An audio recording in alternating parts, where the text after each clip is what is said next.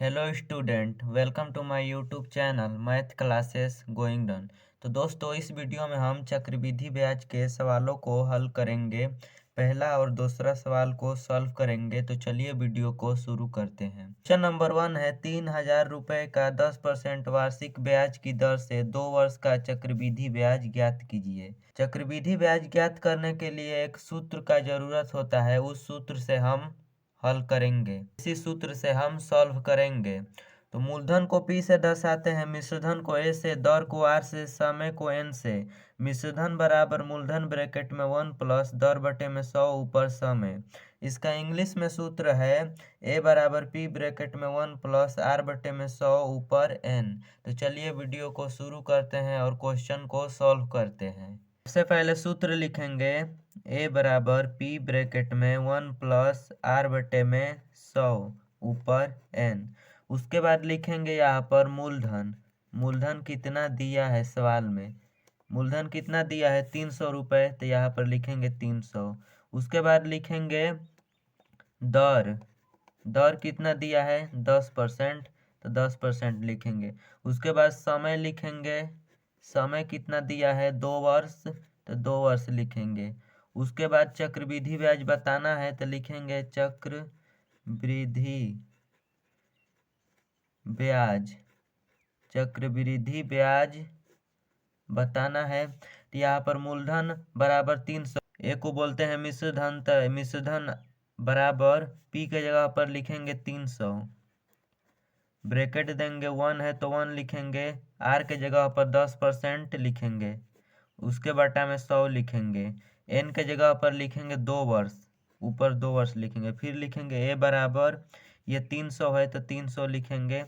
Bracket देंगे, इसके बटा में कुछ नहीं है, 1 के बटा में कुछ नहीं है, तो 1 के बटा में 1 ले लेंगे। 1 और 100 का एलसीएम लेते हैं, तो 1 और 100 का एलसीएम कितना होगा? 100 होगा। उसके बाद ऊपर यहाँ पर 2 रहेगा, 2 वर्ष। उसके बाद 1 से 100 में भाग देंगे तो 100 होगा। 100 से 1 में गुणा करेंगे तो 100 होगा। प्लस बीच में है तो प्लस लिखेंगे। 100 से 100 में भाग देंगे तो 1 पर जाएगा। 1 से 10 में गुणा करेंगे तो 10 होगा। उसके बाद यहाँ पर लिखेंगे A बराबर 300 ब्रैकेट। उसके बाद 100 प्लस 10 को जोड़ेंगे तो 110 बटा में 100। ऊपर कितना है? 2 है तो 2 लिखेंगे। ये 110 बटा में 100 है तो 1 जीरो से 1 जीरो कट जाएगा। लिखेंगे A बराबर 300 ब्रैकेट में 11 बटे में 10 का होल स्क्वायर। 11 बटे में 10 का होल स्क्वायर का मतलब होता है 11 बटे में 10 का होल स्क्वायर। इसका मतलब होता है 11 बटे में 10 गुणे 11 बटे में 10। 11 बटे में 10 को 2 बार गुणा करना है। 11 बटे में 10 गुणे 11 बटे में 10। तो 11 में 11 से करेंगे तो 121 होगा। 10 में 10 से करेंगे तो 100 होगा।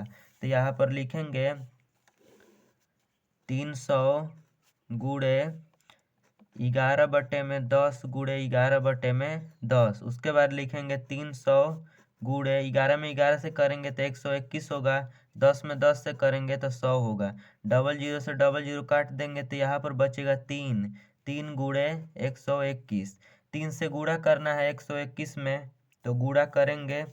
लिखेंगे यहाँ पर 121 में 3 से गुणा करना है तो 121 गुणे 3, 3 एकम में 3, 3 दूना के 6, 3 एकम में 3, तो आ जाएगा 363। तो यहाँ पर लिखेंगे 363। यहाँ पर सवाल में पूछा है चक्रवृद्धि ब्याज, तो ये चक्रवृद्धि ब्याज नहीं आया, ए बराबर लिख रहे थे। तो ए का मतलब होता है अमाउंट। अमाउंट को बोलते हैं मिश्रधन, तो मिश्रधन आता है। चक्रवृद्धि ब्याज का सूत्र होता है CI, कंपाउंड इंटरेस्ट बोलते हैं। कंपाउंड इंटरेस्ट बराबर होता है A माइनस P। ए को बोलते हैं अमाउंट, P को बोलते हैं प्रिंसिपल। यानी कि मिश्रधन में से मूलधन को घटाएंगे तो चक्रवृद्धि ब्याज आएगा। तो ये मिश्रधन है और ये जो सवाल में 300 है ये मूलधन है। तो लिखेंगे 363 में से घटाना है 300, माइनस करेंगे तो बचेगा यहाँ पर 3 आ जाएगा, फिर यहाँ पर 6। 63 हमारा चक्रवृद्धि ब्याज आंसर आ जाएगा। यहाँ पर लिख देंगे 63। इसी तरह क्वेश्चन नंबर दूसरा को सॉल्व करेंगे। क्वेश्चन नंबर 2 है 800 रुपये का 20% वार्षिक ब्याज की दर से 2 वर्ष का चक्रवृद्धि ब्याज ज्ञात कीजिए। तो इसको ज्ञात करने के लिए यही सूत्र से हम सॉल्व करेंगे। a बराबर p ब्रैकेट में 1 प्लस r बटे में 100 ऊपर लिखेंगे n। उसके बाद यहाँ पर लिखेंगे मूलधन। मूलधन बराबर, सवाल में देखेंगे मूलधन कितना दिया है 800। उसके बाद यहाँ पर लिखेंगे दर। दर कितना दिया है 20%, लिखेंगे 20%। उसके बाद लिखेंगे समय। समय कितना दिया है, समय दिया है 2 वर्ष, तो 2 वर्ष लिखेंगे। क्या बताना है चक्रवृद्धि ब्याज, तो लिखेंगे चक्रवृद्धि ब्याज। चक्रवृद्धि ब्याज हमको बताना है, तो यहाँ पर लिखेंगे a बराबर p के जगह पर लिखेंगे 800। उसके बाद 1 ब्रैकेट देंगे, उसके बाद 1 प्लस r के जगह पर लिखेंगे 20% बटा में 100। ये प्रतिशत यहाँ पर इसलिए नहीं लिख रहे हैं क्योंकि प्रतिशत का मान होता है 100, यानी कि प्रतिशत को हटाएंगे तो बटा में 100 आ जाएगा, तो पहले से 100 है इसीलिए प्रतिशत नहीं भी लगाएंगे तो सही रहेगा। समय कितना है 2 वर्ष, तो 2 वर्ष लिखेंगे। यहाँ पर लिखेंगे a बराबर 800 है तो 800 लिखेंगे। फिर इसके 1 बटा में कुछ नहीं है तो 1 लिखेंगे। 1 और 100 का एलसीएम लेंगे, तो 1 और 100 का एलसीएम होगा 100। ऊपर 2 है तो 2 लिख देंगे। 1 से 100 में भाग देंगे तो 100 होगा। 100 से ऊपर में गुणा करेंगे 1 में तो 100 होगा। प्लस है तो प्लस लिखेंगे। 100 में 100 से भाग देंगे तो 1 होगा। 1 से 20 में गुणा करेंगे तो 20 होगा। फिर यहाँ पर लिखेंगे a बराबर 800। यहाँ पर लिखेंगे 100 और प्लस 20 को जोड़ेंगे तो 120 होगा बटा में 100 होगा। उसके बाद ऊपर 2 लिखेंगे। 1 जीरो से 1 जीरो कट रहा है तो काट देंगे। उसके बाद यहाँ पर लिखेंगे a बराबर 800 ब्रैकेट में 12 बटा में 10 का होल स्क्वायर। 12 बटे में 10 का होल स्क्वायर का मतलब होता है 12 बटे में 10 का होल स्क्वायर। इसके मतलब होता है 12 बटे में 10 गुणे 12 बटे में 10, यानी कि 12 में 12 से गुणा करना है और 10 में 10 से, तो 12 में 12 से गुणा करेंगे तो 144 होगा। 10 में 10 से करेंगे तो 100 होगा। तो यहाँ पर लिख सकते हैं a बराबर 800 गुणे 12 बटा में 10 गुणे 12 बटे में 10। यहाँ पर लिखेंगे 800 गुणे 12 में 12 से करेंगे तो 144 होगा। फिर 10 में 10 से करेंगे तो 100 होगा। एक डबल जीरो से डबल जीरो काट देंगे यहाँ पर। अब लिखेंगे 8 गुणे 144। 144 में 8 से गुणा करना है तो लिखेंगे यहाँ पर 144 गुणे 8।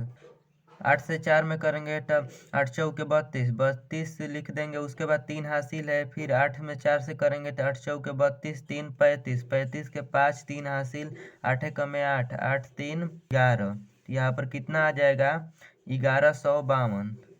तो लिखेंगे 1152 ये अमाउंट आया है, यहाँ पर बराबर कर देंगे। उसके बाद चक्रवृद्धि ब्याज निकालने के लिए CI बराबर होता है a माइनस पी।